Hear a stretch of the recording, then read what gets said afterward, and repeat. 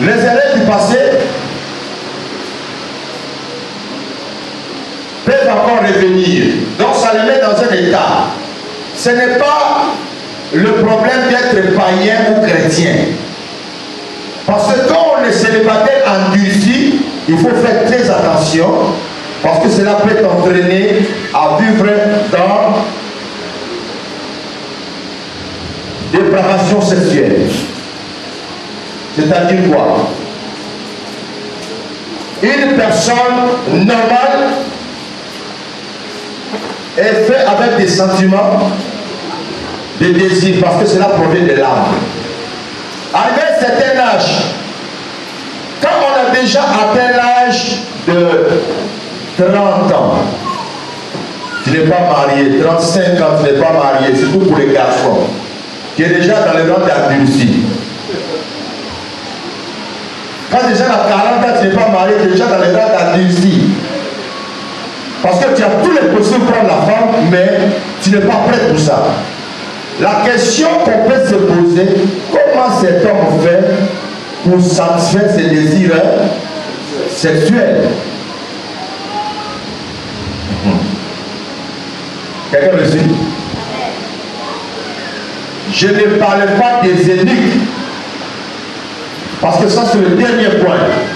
Les énigmes sont des personnes que Dieu lui-même a choisi de rester célibataire pour son service. C'est-à-dire, Dieu les a choisis de ne pas se marier. Qu'est-ce que Dieu fait de ces personnes-là? Il va brûler en eux les désirs sexuels. Nous avons le cas de l'apôtre Paul, par exemple. Il n'était pas marié. Mais quand nous lisons l'apôtre Paul, il dit: j'ai été crucifié avec Christ. Si j'ai dit, ce n'est plus moi qui vis, mais c'est Christ qui vit en moi. Amen. Ça, c'est un énigme. C'est-à-dire la personne que Dieu a choisie pour être célibataire à vie à cause du royaume des cieux. Est-ce que je me fais comprendre? Maintenant, tu vas savoir que tu n'es pas unique quand tu es endurci et tu n'as pas les désirs sexuels qui te poussent à courir derrière les filles. Là, dis-toi que tu n'es pas fait pour vivre célibataire à vie. Parce que le désir te conduit. Un, ça va t'amener à courir derrière les filles.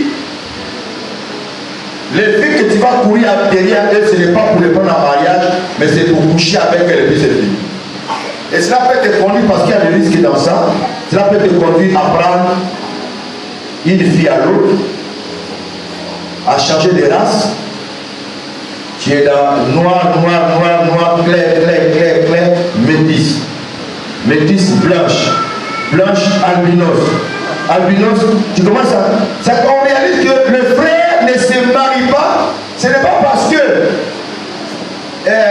il n'a pas le désir de vivre avec une femme, non, c'est parce qu'il n'a pas encore fini sa course.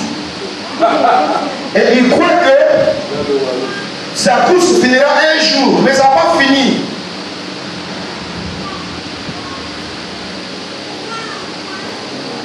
Moi, j'ai failli rentrer dans ces lots-là, mais Dieu m'a sauvé. Je vous ai parlé des chocs que j'avais reçus. Et je suis resté longtemps célibataire. Quand tu vis dans cette situation, tu as besoin de la délivrance. Moi, j'ai fait appel aux hommes de Dieu qui sont venus prier pour moi. Parce que j'ai risqué d'être vraiment célibataire endurci à vie. C'est-à-dire que c'est les autres qui voyaient que c'était pas bon. Mais moi, je voyais que c'était bon. C'est une sœur que le Seigneur a utilisée pour me dire que, ah, papa, le Seigneur me dit, on doit prier pour toi. Parce que tu vis une situation qui n'est pas dans ton frère. J'étais équipé. C'est-à-dire, j'avais une maison. J'habitais chez moi. Il n'y avait pas de souci que je vivais avec une femme. Moi, je me suis marié déjà, j'étais chez moi. Donc, je n'ai pas cherché maison. J'étais déjà célibataire, mais j'habitais chez moi. Une maison à 4 pièces. J'ai hébergé les frères chez moi à la maison. Mais je n'ai pas pris pour le mariage. Hier, c'était un lien. Il a fallu que le frère prie pour moi. Donc, j'ai appelé des pasteurs et j'étais conscient, j'ai arrêté toute manière de réfléchir, je ne suis pas prêt, ça quand je vais parler de déception d'avant. Non. Parce que quand tu suis un célibataire, tu vas découvrir que dans sa vie, il a eu un échec avec une femme quelque part.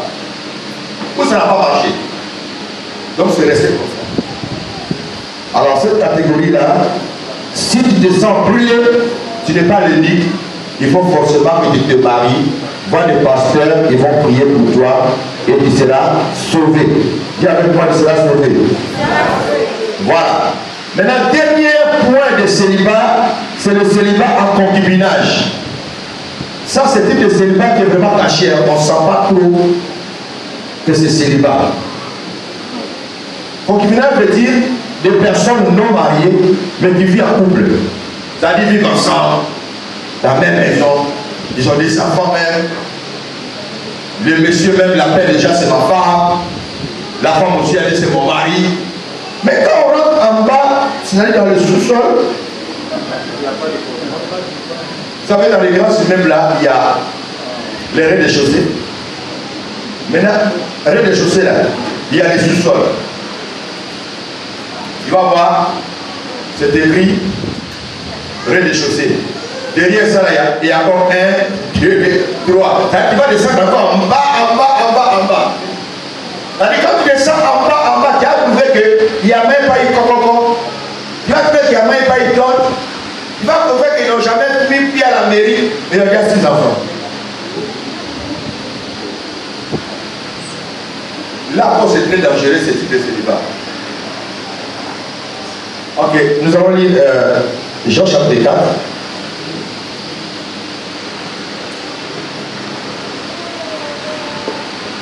Verset 15 à 18.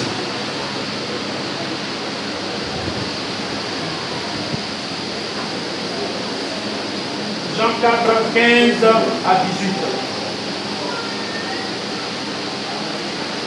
La femme lui dit, Seigneur, donne-moi cette eau, afin que je n'ai plus soif et que je ne vienne plus puiser ici. Va, lui dit Jésus, appelle ton mari et viens ici. La femme répondit, je n'ai point de mari. Vous voyez, la femme répondit, je n'ai point de mari. Jésus lui dit quoi? Jésus lui dit, tu as eu raison de dire, je n'ai point de mari. Car tu as eu 5 maris. Ah, vous savez, tu as eu raison de dire, je n'ai point de mari. Tu as eu combien de maris?